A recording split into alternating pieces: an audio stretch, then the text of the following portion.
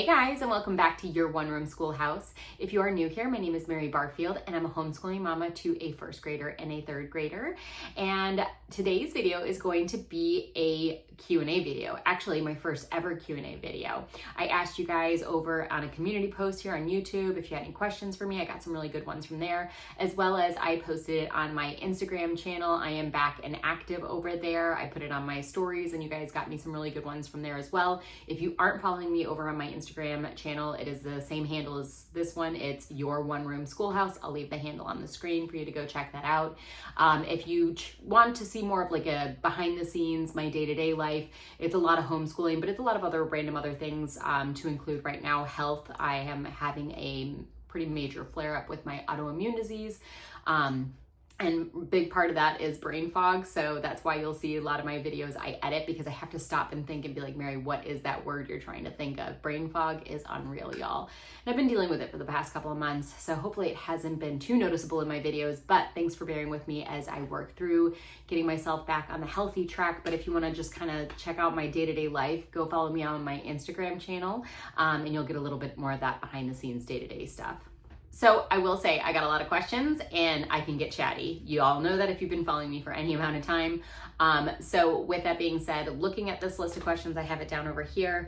I am probably gonna split this into two videos. I'm gonna try and do it in one video, but worst case, it'll be two. And if it is, I will post the second part very shortly after this one so you guys won't have to wait around for it. But without further ado, I'm gonna get into the first question for y'all. So right off the bat, I got a lot of questions about BookShark because that is the most recent curriculum we have added to our repertoire and we're really enjoying it. So I thought I'd hit those questions first. First question was, has finding BookShark changed any of your future trajectory for your girls? So I'm assuming meaning trajectory like future curriculum plans that we had in place. And the answer is yes. We originally had planned to do the 4-year history cycle that is very neoclassical in style, and I have now ultimately decided against that. BookShark doesn't do a 4-year cycle. They do what I would consider a cycle. I don't think they do, but they don't consider it a cycle, but it is. It's like 2 years of world history, 2 years of American history, 2 years of world history, and so on and so forth for elementary and middle school. And then when you get into history, you have like your 1-year focused studies, which is very traditional for a lot of curriculums. As you get older, you really want to kind of hone in on that. But I also, it's not just BookShark that is making me want to kind of stray away from the 4-year cycle, which I will be talking about this in my next video after this whole Q&A series. I will be doing a whole video because I've gotten asked about this a lot, about the 4-year history / science cycle that is very neoclassical in nature, like what it is, why do people do it, what is the thought process behind it, and my own opinion on how we are going to actually be pulling away from that and what we're going to do instead. So I'm not going to talk about that too much here, but I do want to bring up the fact that I did read a book recently. If you saw my recent video and what I've been reading, you'll know what I'm going to say. The book Consider This by Karen Glass really opened my eyes to the way that we should be approaching learning with younger children versus older kiddos. There's this idea of synthetic thinking versus analytical thinking. In the younger years, your kiddo should be pursuing more of a synthetic approach, which I know sounds weird because that, like in my head, I think synthetic means fake, but that's not what it means. The example they give in the book is probably the best way to explain it. They talk about an apple and they say, okay, with younger kids, synthetic thinking would be give your child the apple, say, what color is it? How does it feel? How does it taste and smell? Do you want to make an apple pie with these apples? Do you want to go to an apple orchard and learn about, how they grow and go pick some apples? That's the synthetic thinking. That's building awe and wonder in learning about a subject matter and making your child interested in the subject. In this situation, it was an apple. And then analytical thinking can come later. That's the more, okay, I'm so excited and interested in an apple. Now I'm in high school. I know you wouldn't be doing this in high school, but you get what I'm saying. Now I'm in high school and college, and I'm going to be more analytical in my thinking. I love apples. I want to learn more of the nitty gritty details about them. I'm going to cut it open. I'm going to see and study and observe the inside, name all the parts, the seeds, the stems. I'm going to maybe slice some off and look at it under a microscope. You're getting very nitty gritty with the material. If you started that way, you might kill the love of learning for the child. So I'm not saying neoclassical does that, because they actually, go through the whole grammar rhetoric or grammar, logic, rhetoric stages, and they say that you should, not be too intense in the grammar stages, but they still are. Classical comes more at approach in younger years in a more rigorous way. And I don't think that's bad for anybody. If it works for you, great. This is just my opinion, of course, at the end of the day. So long story short, I was reading that book, then I found BookShark, and then, we've obviously implemented BookShark and it's going really, really well. And it changed my thinking about how I want to approach history with my kiddos.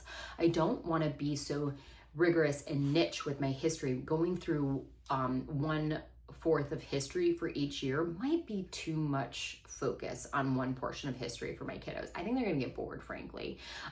This year we're doing Ancients with Story of the World. My plan was to do Story of the World for the next 4 years, and I would do Ancients this year. I would do then Middle Ages the next year, Early Modern, and then Modern the 4th year. And then we would theoretically start back over. That's the cycle, right? Well, I don't know if my kids are going to enjoy medieval ages or Middle Ages for a whole year. I think that's just going to be too much getting into the nitty gritty, the detail. I want them to be more excited about it at a bigger scale and more excitement of like kind of grazing that feast, as Charlotte Mason would say. And I think that BookShark does that in a better way, in my opinion. And so I'm okay with us sticking with Ancients right now through Story of the World. And because I think Ancients is just fun. It's mummies. I think there are going to be parts that might drag a little bit for them, and we'll just adjust as needed. I honestly thought about scrapping everything and just going with the first part of world history, which is level B for BookShark this year. But I was like, nope, I put too much money and too much time planning into this school year. We are going to do it as I planned. If it doesn't work for us at any point this year, I will have no problem scrapping it though and saying, okay, let's get BookShark, level B history. Oh, my puppy's having a dream. I don't know if you could hear him, but he whimpered. That's my new puppy. His name's Cloud. He's an Australian Shepherd. Oh, okay, hold on a second, guys. Okay, I think he's done with his dream, maybe. We'll see, he's falling back asleep. But I don't even know where I was. This is the brain fog kicking in.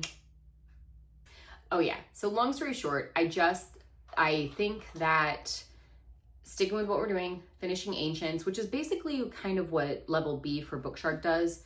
That's kind of what it covers. Then we'll pick up smoothly transitioning into level C next year, history. And that'll be the second half of world history. Then the next year we'll do the first round of 2 years of American US history.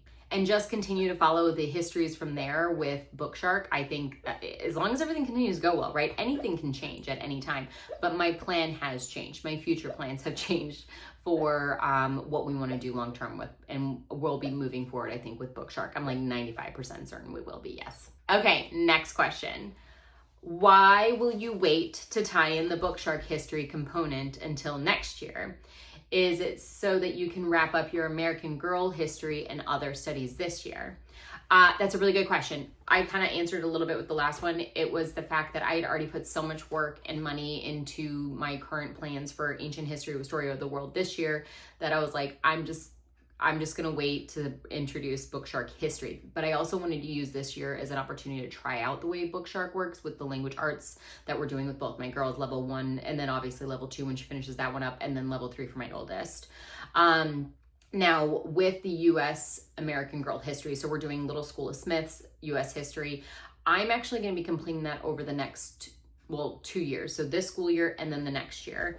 My original plan was to spread it out over 3 years. I had 9 girls left to do. I did Kaya last year, and I would do basically 3 girls every year. So 1 per term, 3 years, meaning 9 girls. Also, y'all, I'm so sorry. The next door neighbors are getting their lawn mowed all of a sudden, so this might get noisy. Hopefully not.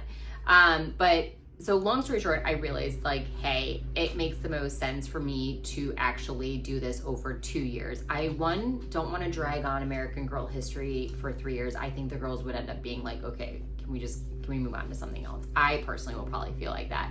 So I think 2 years is more achievable, where we're still interested in, but it's not too fast for us. It's not going to put too much on our plate with doing other curriculum.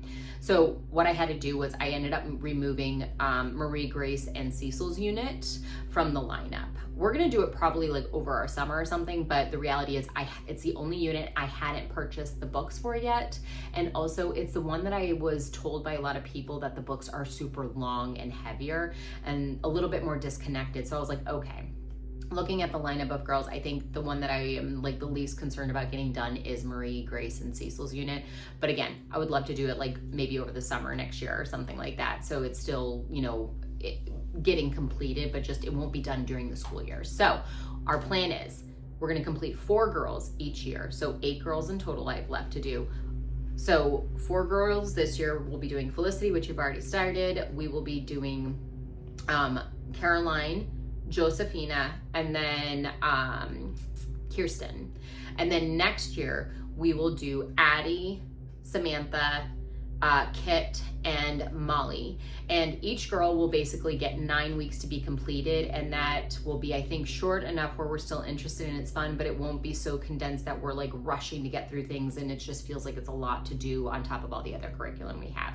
So the reason I've also squashed it down to 2 years is because I want to complete US history with American Girl before we start level D BookShark, because that is their American history, the first year of their 2-part American history. So level D and level E are American history. And I don't want to be doing that alongside the last 3 girls of American Girl history. I just think that'd be odd. So that also sped up my plans, where I was like, okay, I don't want to drag this out for 3 years. Let's get it done in 2, but also I want to be able to complete it before we move on to BookShark American History as well. Okay, next question was, why did you switch to BookShark instead of something like Lightning Lit or any other program? So specifically against Lightning Lit, the reason I decided to go with BookShark was because Lightning Lit, I actually did look at it, and I really actually think it's a good program. So it's not like a no for me ever in the future. Like if BookShark doesn't work out for us at any point moving forward, Lightning Lit is on my look at list as an alternative. But the reason I picked BookShark over Lightning Lit was Lightning Lit, although it is literature based, I love that. The way that the student workbook approaches the language arts component feels a little bit more what I would consider traditional school to me. And for us, again, this is just our family, right? We prefer to approach language arts in more of a natural learning way or a Charlotte Mason way. So copy work, dictation, narration, things like that. But I'm not gonna lie, Lightning Lit did look really good. So, I think it's a good program. It's got a lot of good literature selections too. And I like how it's all in one. You've got the teacher guide, you got the student workbook. Like I kind of like that. So it's not a bad choice. It's just I preferred the approach for language arts for BookShark better. Ultimately, also, the reason I chose BookShark over any other options that are out there is because I also love, that I really like the samples. I like the flow of the instructor guide. It really resonates well with me. I like it, I can follow it easily. I like that they bring in alternatives, but they're optional if you want, like Wordly Wise is optional if you want additional vocabulary, but they already have vocabulary that they cover within BookShark and history. So it's like, you don't necessarily need it, but I like that they offer it as an additional add-on. And I also really love, like, this is the big ticket thing for me, is that starting at level D, they incorporate their language arts and the literature into history. You're not doing 2 separate things that don't connect. The language arts and the literature completely connect and are cohesive with the history program. And I love history and I'm all about it.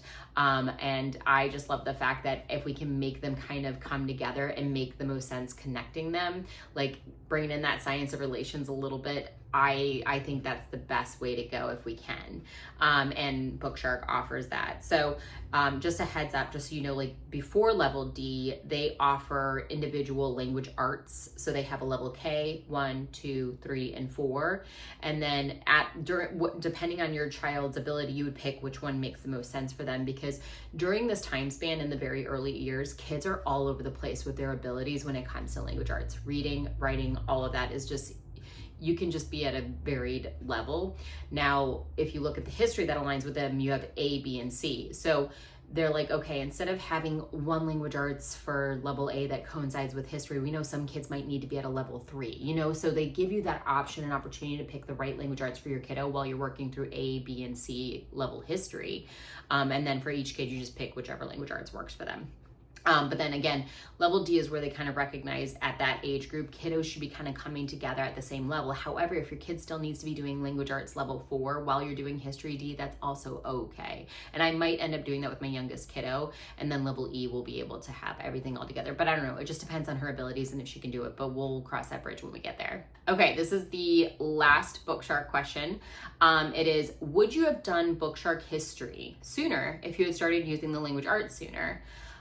Like if you weren't on track with your current history as you are already, or would you have still used Build Your Library Around the World and your other curriculum choices this year? Hopefully that question makes sense. It does. So long story short, I think back on it, and I've actually even said this to my neighbor talking about it, I kind of wish I had found BookShark sooner, because if I had, I would have started it from the beginning.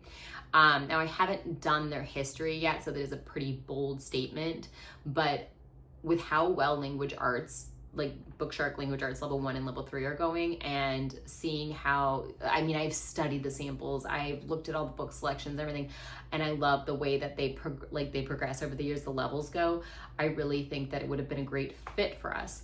Does that mean that I don't think Build Your Library level 0 was a good fit? Absolutely not. We had a blast last year when we did our Around the World studies, but I think it would have been really fun to be able to say we started with Build Your Library level A last year, which is their world cultures level. It's history, but it's also like a little bit of geography and cultures tied into like a whirlwind intro to the world.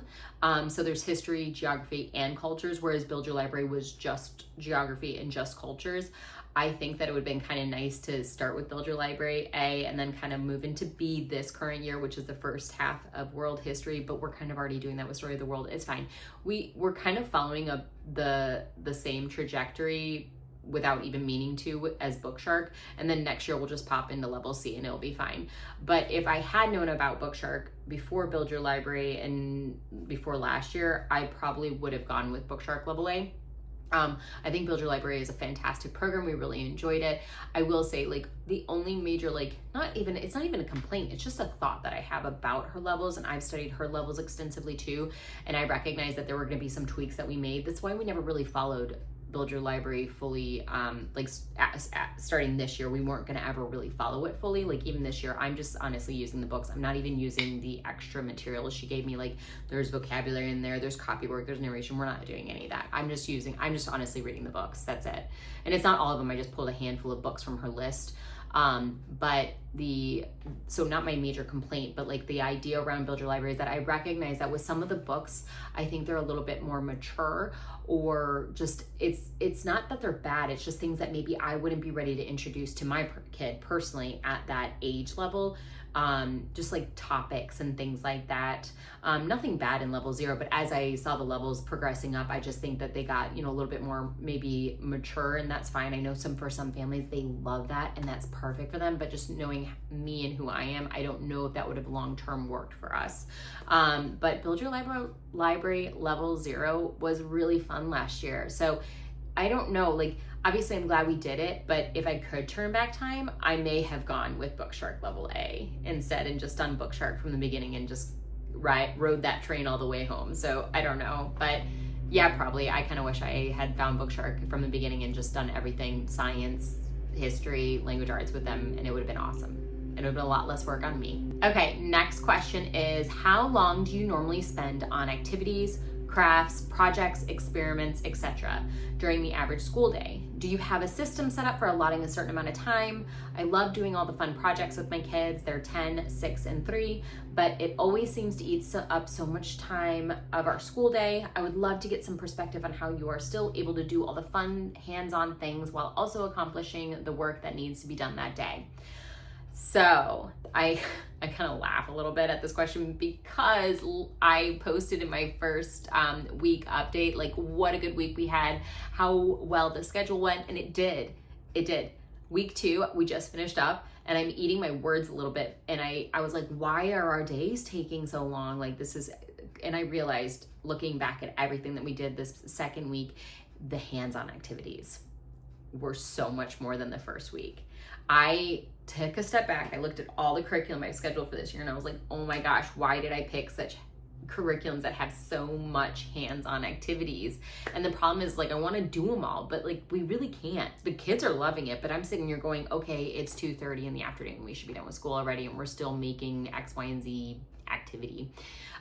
So I'm not sure I'm the right person to ask this, but I will tell you what we are doing moving forward, and I've decided that we are going to slim down the activities. So experiments, I will always do. Their experiments are definitely the number one priority, because I think with science, it is such a hands-on subject that being able to tangibly do the activity to ingrain the information that you learned about, I think that's really important. So experiments will always get number one priority.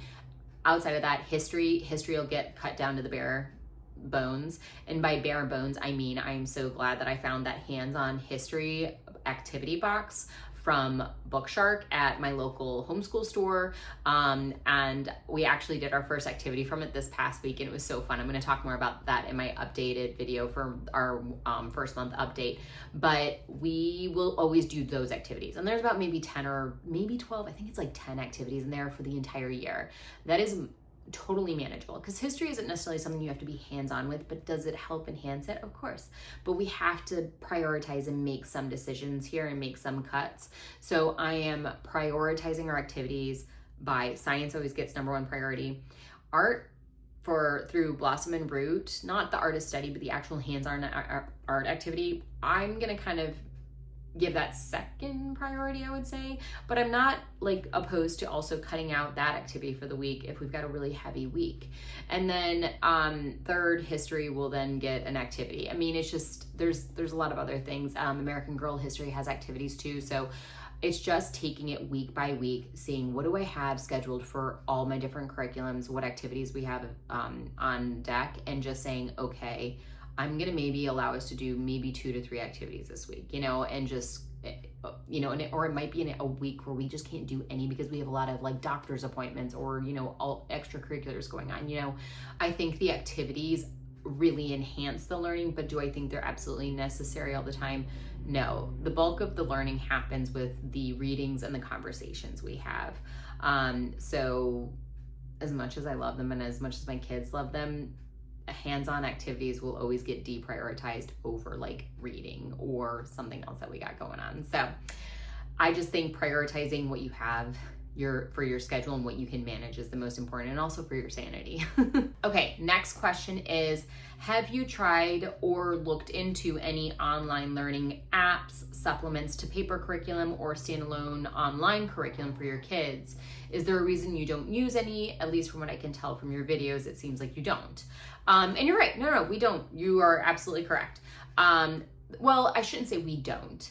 We have used in the past Khan Academy Kids app, and it's for kindergarten through 2nd grade, and it's free. It's a free app, and it is completely educational, and my girls loved it. But we really used it a lot when my oldest was in 1st grade and my youngest was a pre-K, and it was really a lot for my pre-K to keep her entertained while I was trying to do one-on-one work with my oldest daughter. And I liked it because although it was screen time, it was educational and fun, and she did learn a lot from it. And my oldest daughter would use it then when I would, read my books and stuff with my pre-K, or at the time pre-K.